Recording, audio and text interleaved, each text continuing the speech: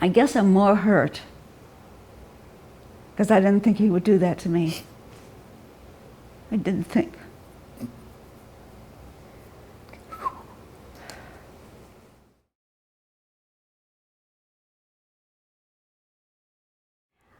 My grandson and I were just real peas in the pod.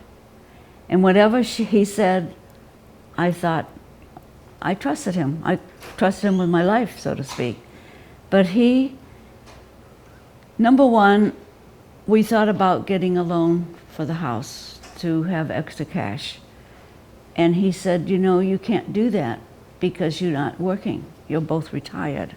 All their wealth was wrapped up in the house. I mean, the house is worth $700,000 or $800,000. And what they originally wanted when they transferred title to their grandson, they're not very knowledgeable about finances or real estate or anything. And so they told their grandson that they wanted to get a loan against the house. And their grandson told them that, no, you can't do that. You're not working. You have no way to pay it back, so you can't get a loan. But he said, if you sign the house over to me, I'll get some money out and give it to you. That's why they signed the house over to him. And they told him when they did that, they says, you know, look, we're not giving you the house. We just, you know, need to get some money for our use, and we intend to live there until we die. And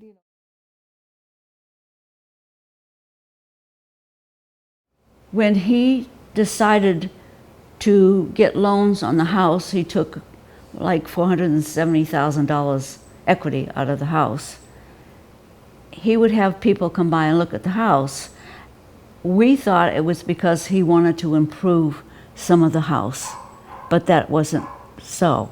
So when we would leave, he would have the realtor come in and bring the open house signs out so they could show the house. that some people came to the door, a couple and I guess a real estate person came to the door and they said, hello, we're your new neighbors. And I said something about, oh, you know, the people across the street don't really know their house is sold. And she said, well, the family thinks they're incompetent and they're going to move them to a assisted living, and they're going to all come over on Sunday and talk to them. But of course, nothing ever happened. And you know, we went over there and told them, you know, your house has been sold, and they just couldn't believe it. After that incident with the neighbors coming, or with the new owners coming over, I went online and did a property search and saw, yes, there was transfer of property of the grandson 2 years ago, but then there were 3 loans taken out against the house, and I saw those loans were reconveyed, and there were 2 loans after that. So that's when I think I went over and got Hank and says, Hank, you got to come over here. We need to sit down together, and I'll show you exactly what's happened.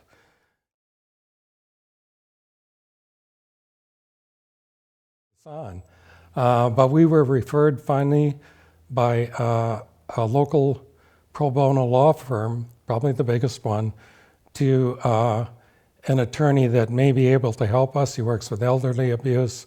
He does some pro bono services. So we met with him on a Friday. He spent all day Sunday with an associate drafting a lawsuit. We got that filed on Thursday, and there's a legal document. It's called the list pendants that we filed, I think, on Friday. And what that action does is it doesn't prevent a sale, but it says buyer beware. You know, there's a lawsuit filed here. And then that Friday afternoon, I took that out to the title company.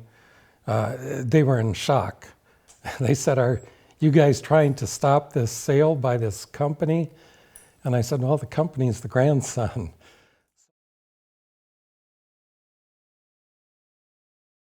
The holder of that note foreclosed, took possession of the property. So the sequence is they have a lawsuit on file, and in that lawsuit, they're claiming that the first deed was fraudulent, and pretty good evidence that it is. So pretty good evidence they can win that lawsuit, but lawsuits like that take a long time. They take a lot of money.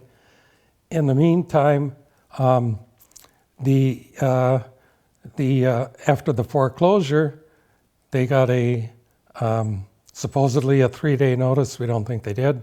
But then there's an unlawful detainer. We went to court for a week, and now they face eviction on July 6th.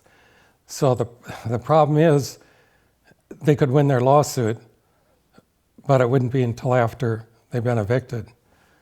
And now they have no money, no place to go. Yeah, they just charge, and we have a social worker working with them from the county on elder abuse. We filed a legal case, a civil case, and it names Chad, it names the LLC, it names all the lenders and all the title companies as defendants, I guess, in the civil case. That's going to start in July, the first hearing, I guess, on that. And then there's a criminal case, and the police have said that they have a very good case for elder abuse, for major fraud, for identity theft, and they even think they're going to name his mother as a co-defendant. As far as the legal things, there are 3 legal actions going on. There's the criminal investigation, there's the civil case that has been filed, and then there is the eviction that we just finished with. And we're trying to get a lawyer to file an appeal on the eviction. So those are the legal things that are going on.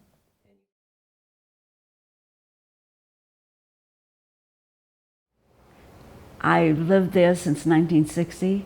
I raised 3 girls there, and I just love my home. And I'm really worried about Helen because she wasn't eating or drinking, and she ended up in emergency, and she keeps threatening to kill herself. I want to be able to stay in my home.